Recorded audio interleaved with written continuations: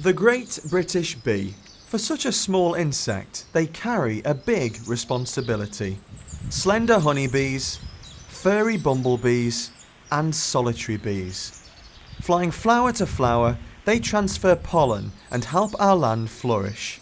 Our diets would be dull and far less nutritious without bees. But they're disappearing fast, all over the UK. 2018 was a tough year for our bees. Bumblebees were hit hardest, having the worst year for abundance since 2012. Scientists say habitat loss and the weather, like the cold beast from the east and the long hot summer heatwave, were to blame. But many bees are facing ongoing threats. The cost of pollinators to UK food production is close to £1 billion a year, and with the growing need to produce more crops, especially after Brexit, how do we safeguard the pollinators that humans rely on the most? Here in the Peak District, a project called Pollinating the Peak is taking action.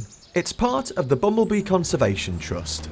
We want to halt that decline and increase numbers, not lose more species. Sally Cuckney is the project's manager. What we want to do is take bumblebee science out to the general public and especially young people. We're also working with big landowners like National Trust just to increase habitat specifically for the bilberry bumblebee, one of the rare species in the Peak District. She's our local treasure.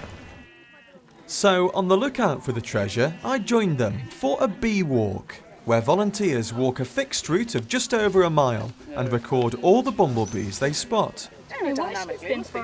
They gently catch, look at the tail colour first of all. Identify and release.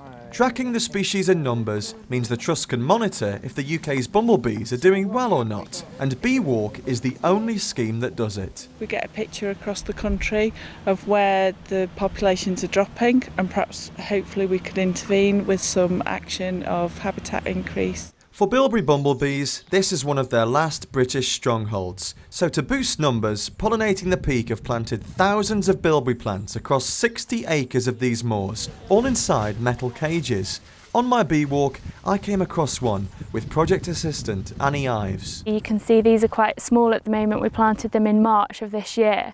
But in 3 or 4 years' time, they'll have grown quite substantially. These cages will protect them from grazing animals like deer, cows, sheep, which really like the tender new shoots on the bilberry. The height that we want is kind of 3 or 4 foot, and it's nice and shrubby, full of flowers and good habitat for the nesting bumblebees. They need it that height to make successful nests underneath. We think that any effect that we see of climate change on the bilberry bumblebee will be noticed here first in the Peak District. So that's why we're doing so much habitat work for her, but also all the surveying and monitoring that we're doing to keep track of the population that we've got here.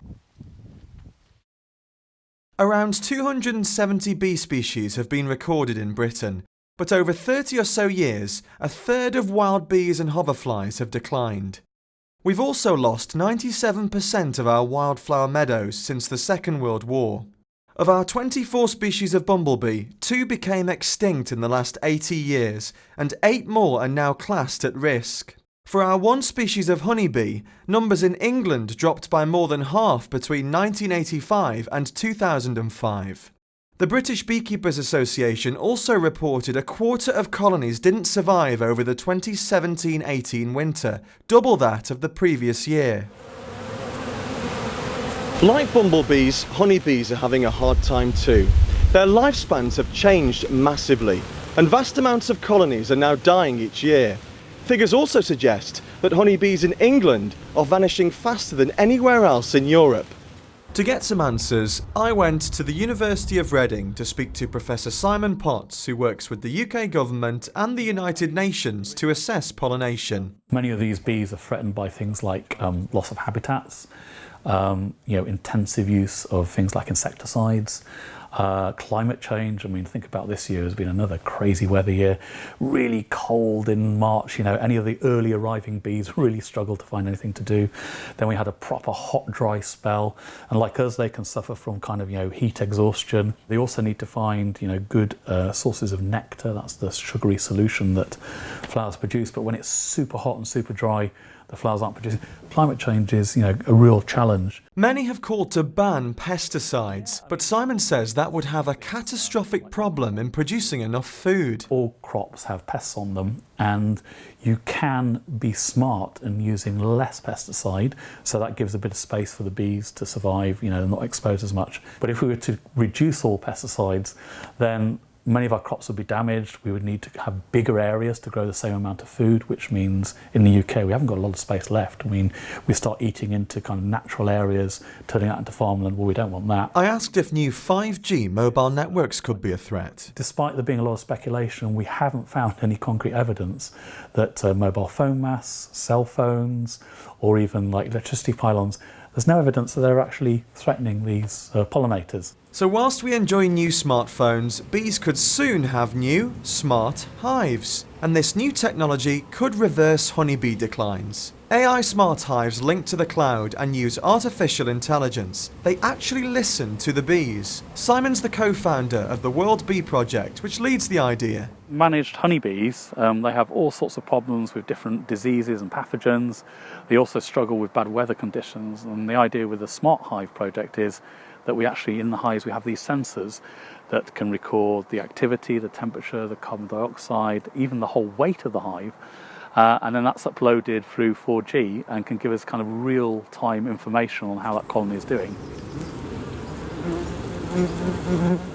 Listening to the sounds in the hives across the world and learning the patterns will allow them to spot any out-of-range sounds that mean something's wrong. If they get into a stressful situation, let's say they get subject to one of the viruses or fungal diseases that they suffer from, or there's a particularly harsh weather event, that can give us an early warning that these guys are struggling and we can go out and do something to help them. And that might be use some medicine, or it might be to move them somewhere else. And your beekeeper can just rely on their mobile phone to give them that kind of early warning that there's a problem ahead, which is good for the beekeeper, good for the bees, and also good for the farmers if you want to keep lots of honeybees there to pollinate your crops.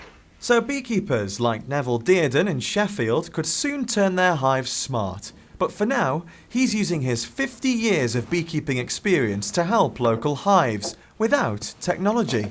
His message is loud and clear.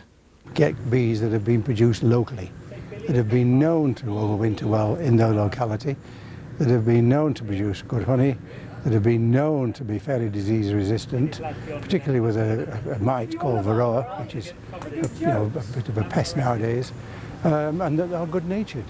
And Neville's bees tick all these boxes. That's why at the University of Sheffield, he's breeding queen bees from his colonies. We're producing through the university bees that have those characteristics, that we've proved that they have those characteristics. That is a queen that has been bred here and came out of these frames just this last week. But then when we've bred them, we make sure that those go out into the locality. And so people in South Yorkshire and North Derbyshire can buy those bees from the university and know very well that they're getting bees with those characteristics, with those qualities. It's these qualities that give honeybee colonies every chance to survive and thrive. Bees need us as much as we need them.